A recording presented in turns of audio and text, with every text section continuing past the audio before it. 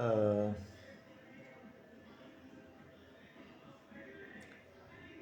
ಸುಳ್ಳು ಹೇಳೋರಿಗೆ ಡಿಫಾಲ್ಟಾಗಿ ಭಯ ಯಾವಾಗಲೂ ಜೊತೆಗಿರುತ್ತೆ. Buy one get one offer ಥರ. ಸುಳ್ಳು ಹೇಳ್ತಾ ಇದ್ದೀರಾ ಅಂತ ಗೊತ್ತಿದೆಯೋ ಗೊತ್ತಿಲ್ವೋ, ಆದರೂ ಸುಳ್ಳು ಹೇಳ್ತಾ ಇದ್ದೀರಾ ಅಂದರೆ ನಿಮಗೆ ಭಯ ಯಾವಾಗಲೂ ಕಂಟಿನ್ಯೂಸ್ ಇರಲ್ಲ, ಬರ್ತಾ ಇರುತ್ತೆ. ಯಾವಾಗಲಾರು ನಮ್ಮ ಸುಳ್ಳು ಹೊರಗಡೆ ಬಂದರೆ ಅಂತ.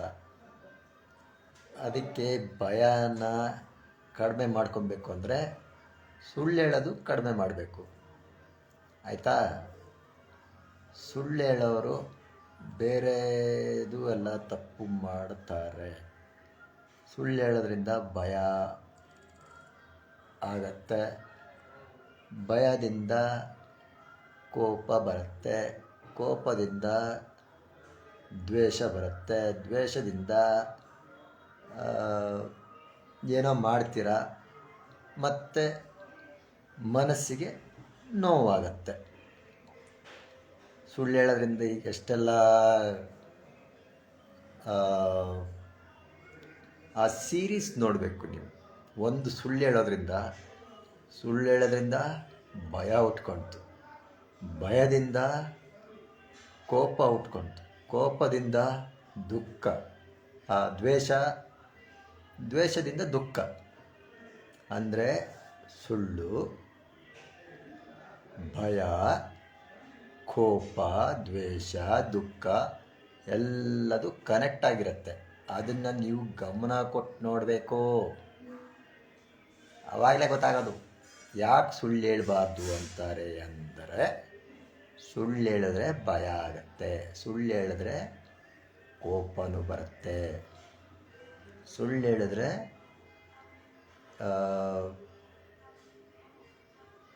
ಬೇರೆಯವ್ರು ದ್ವೇಷ ಮಾಡ್ತಾರೆ, ಅಲ್ಲ ಬೇರೆಯವ್ರು ರಿಜೆಕ್ಟ್ ಮಾಡ್ತಾರೆ. ಅವ್ರು ರಿಜೆಕ್ಟ್ ಮಾಡಿದಂಥ ನಮಗೆ ಅವ್ರ ಮೇಲೆ ದ್ವೇಷ ಬರುತ್ತೆ. ದ್ವೇಷ ಬಂದು ಮನಸ್ಸಿನ ಕಂಟ್ರೋಲ್ ಇಲ್ಲದೆ ಇರೋರು ಏನಾರು ಅನಾಹುತ ಮಾಡ್ತಾರೆ, ಆಮೇಲೆ ದುಃಖ ಬರುತ್ತೆ. ಸೊ ಇದೊಂದು ಚೈನ್ ರಿಯಾಕ್ಷನ್. ಸುಳ್ಳು, ಭಯ, ಕೋಪ, ದುಃಖ ಅದೆಲ್ಲ ಚೈನ್ ರಿಯಾಕ್ಷನ್. ಆ ಚೈನನ್ನೇ ಬ್ರೇಕ್ ಮಾಡಬೇಕಂದ್ರೆ ಸುಳ್ಳು ಹೇಳೋದು ಕಡಿಮೆ ಮಾಡಬೇಕು, ಸುಳ್ಳೇ ಹೇಳಬಾರ್ದು, ಸತ್ಯನೇ ಹೇಳಬೇಕು. ಬೇಜಾರಾದರೂ ಇನ್ನೊಬ್ಬರಿಗೆ ಸತ್ಯನೇ ಹೇಳಬೇಕು. ಸುಳ್ಳು ಹೇಳ್ಬಿಟ್ಟು ಒಂದು ಸುಳ್ಳಿಗೆ ಆಮೇಲೆ ಇನ್ನೊಂದು ಸುಳ್ಳು ಪೋಣಿಸ್ಬೇಕು, ಆಮೇಲೆ ಇನ್ನೊಂದು ಸುಳ್ಳಿನ ಸರಮಾಲೆನೇ ಪೋಣಿಸ್ಕೊಂಡೇ ಹೋಗ್ತಾ ಇರಬೇಕು. ಒಂದು ಸುಳ್ಳನ್ನು ನೆನ್ಪಿಟ್ಕೊಬೇಕು. ಸೆಕೆಂಡ್ ಸುಳ್ಳು ಹೇಳ್ಬೇಕಾದ್ರೆ ಫಸ್ಟ್ ಹೇಳಿರೋ ಸುಳ್ಳು ನೆನಪಿರಬೇಕು. ಇನ್ನು 5, 6ನೇ ಸುಳ್ಳು ಹೇಳ್ಬೇಕಾದ್ರೆ 2, 3ನೇ ಸುಳ್ಳು ನೆನಪಿರಬೇಕು. ಸೊ ಆ ಸುಳ್ಳಿಂದೇ ಒಂದು ಅದಷ್ಟೆಲ್ಲ ನೆನ್ಪಿಟ್ಕೊಳ್ಳೋಕ್ಕೆ ಯಾಕೆ ಸುಳ್ಳು ಹೇಳಬೇಕು?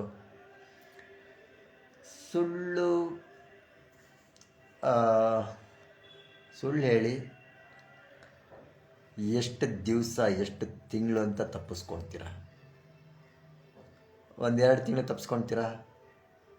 6 ತಿಂಗಳು, 1 ವರ್ಷ ಆದಮೇಲೆ ಯಾವಾಗಲಾರು ನಿಮ್ಮದು ಆ ಒಂದು 8-10 ಸುಳ್ಳಲ್ಲಿ 1-2 ಸುಳ್ಳು ಸಿಗಾಕೊಂಡ್ರೆ ಮತ್ತು ಬಾಕಿ ಎಲ್ಲ ಸುಳ್ಳು ಒಂದೊಂದಾಗಿ ಹೊರಗಡೆ ಬರುತ್ತೆ. ಸೊ ಸುಳ್ಳು ಹೇಳೋದು,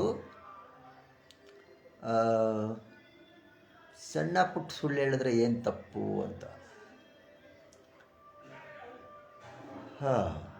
ಧರ್ಮರಾಯನು ಒಂದು ಸುಳ್ಳು ಹೇಳಿದ್ದ, ಅಂದರೆ ಸುಳ್ಳಲ್ಲ, ಅವನು ಹೇಳಿದ್ದು ಸತ್ಯನೇ. ಅದೇನೋ ಅಶ್ವತ್ಥಾಮ ಅನ್ನೋ ಆನೆ ಆ, ಸತ್ತೋಯ್ತು. ಆವಾಗ ಅಲ್ಲಿ ಏನು ಮಾಡಿದ್ರು, ಆ ಆನೆ ಅನ್ನೋ ಶಬ್ದ ಬಂದಾಗ ಜೋರು ಬೇರೆದೆಲ್ಲ ಸೌಂಡ್ ಜೋರು ಮಾಡಿದ್ರು. ಅಂದರೆ ಅವನು ಹೇಳಿದ ಸತ್ಯನೇ, ಆದರೆ ಕೇಳಿಸ್ಕೊಂಡವ್ರಿಗೆ ಅಶ್ವತ್ಥಾಮ ಯಾರ ಮಗ, ದ್ರೋಣಾಚಾರ್ಯ ಅಶ್ವತ್ಥಾಮ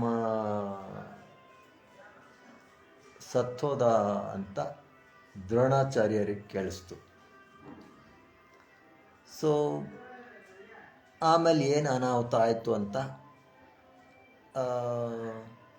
ಗೊತ್ತಿರತ್ತೆ ನಿಮಗೆ. ದ್ರೋಣಾಚಾರ್ಯ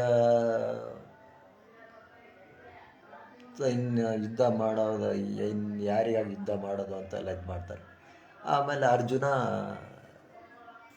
ದ್ರೋಣಾಚಾರ್ಯಂಗೆ ಬಾಣದಲ್ಲಿ ಇದು ಮಾಡಿ ದ್ರೋಣಾಚಾರ್ಯ ಕತೆ ಮುಗಿಯುತ್ತೆ. ಆ ಥರ ಸುಳ್ಳಾದರೆ ಧರ್ಮನ ಕಾಪಾಡೋಕ್ಕೆ ಸುಳ್ಳು, ಆ ಥರ ಅದು ಸುಳ್ಳಲ್ಲ, ಅದು ಸತ್ಯನೇ. ಸತ್ಯನ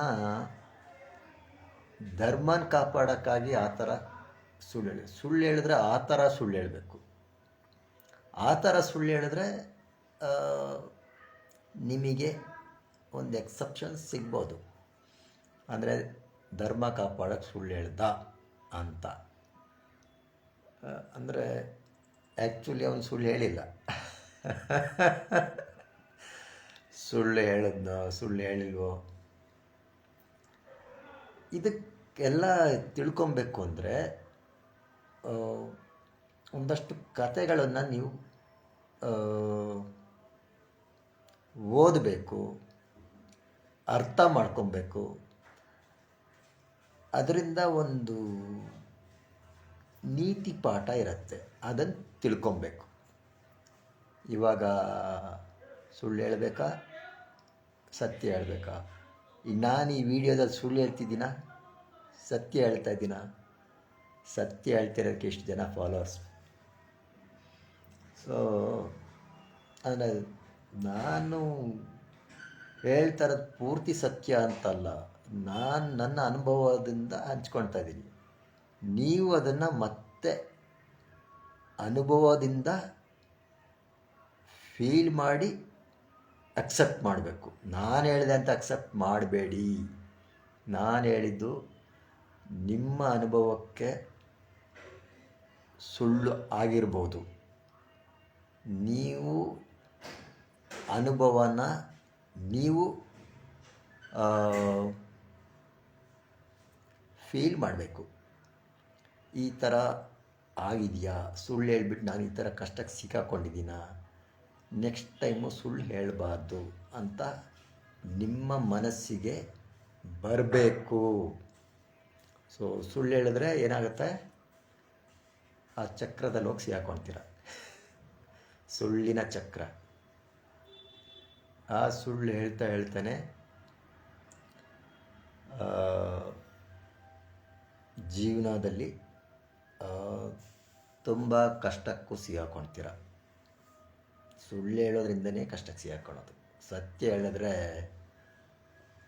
ಒಂದು ಸ್ವಲ್ಪ ಟೈಮ್ ಕಷ್ಟ ಸಿಗತ್ತೆ, ಆಮೇಲೆ ಏನಾದರೂ ಇದಾಗ್ಬೋದು.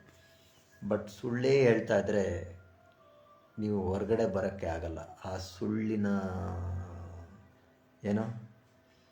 ಸುಳ್ಳಿನ ಕೋಟೆಲೆ ಸಿಗಾಕೊಂಡ್ಬಿಡ್ತೀರ. ಸೊ ಸುಳ್ಳು ಹೇಳಿದ್ರೆ ಧರ್ಮರಾಯನ ಥರ ಸುಳ್ಳು ಹೇಳಿ, ಧರ್ಮರಾಯನ ಥರ ಸುಳ್ಳು ಹೇಳಿ.